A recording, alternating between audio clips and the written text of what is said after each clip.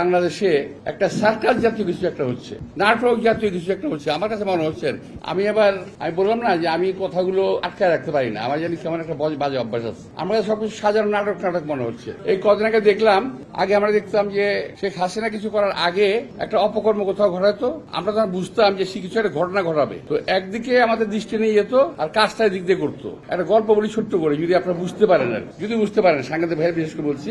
East Pakistan boxing champion একজন ছিলেন, নাম ছিল রহমতুল্লাহ। উনি ছিলেন গাড়ির মেকানিক, আমাদের বাড়ির সামনে গ্যারেজ ছিল। তো কি কারণে ওই এলাকার এক লোকের সঙ্গে তার ঝগড়া হলো, তো সেই লোকটা সে খুব মারধর করলো আর কি, ঘুষি টুসি দিল। তো এর মধ্যে সেই লোকটাকে বাবার রেখে নিয়ে আসে, বাপটা বয়স্ক।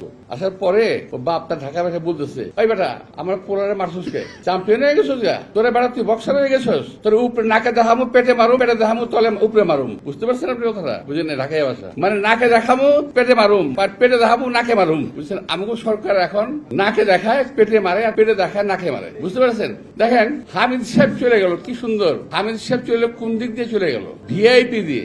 পত্র পত্রিকা দেখলাম উনি নাকি গেঞ্জি পরে, লুঙ্গি পরে, মাস্ক পরে ভিআইপি দিয়ে গেছে। ভাই লুঙ্গি পরুক, গেঞ্জি পরুক আর ল্যাংটা হয়ে যাক, ভিআইপি তে ঢুকলো কিভাবে? ভিআইপি তে ঢুকে কিভাবে? যদি একান্ত পরিচিত না হয় কিংবা সেই ভিআইপি লোক না হয়, সে ভিআইপি ট্রিটমেন্ট নিয়ে এয়ারপোর্ট দিয়ে পার হয়ে গেল। আমার সরকার বলে কিছু জানি না। 622 জন আওয়ামী লীগের লোক পার হয়ে গেল, এই সরকার বলে আমরা কিছু জানি না। জানেন কি?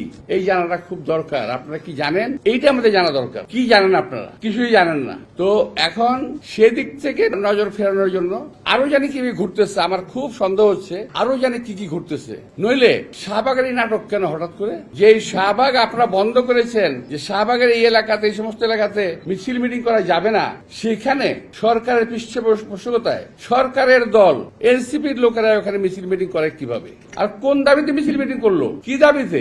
দাবি জানি কি? আওয়ামী লীগ নিষিদ্ধ করতে হবে। তো আওয়ামী লীগ নিষিদ্ধ করতে না করছে কে ভাই? কে না করছে? বিএনপি না করছে?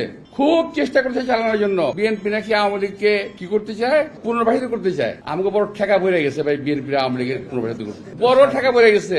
জীবন থেকে আমাদের 17 থেকে 18 বছর আমাদের নিয়ে গেছে, পরিবার পরিজন থেকে বিচ্ছিন্ন হয়েছি, স্বাস্থ্যহানি করেছে, আমাদের পরিবার পরিজন কেউ সুস্থভাবে বেঁচে থাকতে পারে নাই। এখানে যারা আছে, একটি কর্মীও তার বাড়িতে 17 বছর ঘুমাতে পারেনি শান্তি।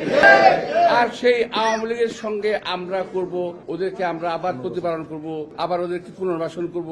এটা হলো যারা বিএনপিকে জেলাস করে, অর্থাৎ দেখতে পারে না, পছন্দ করে না।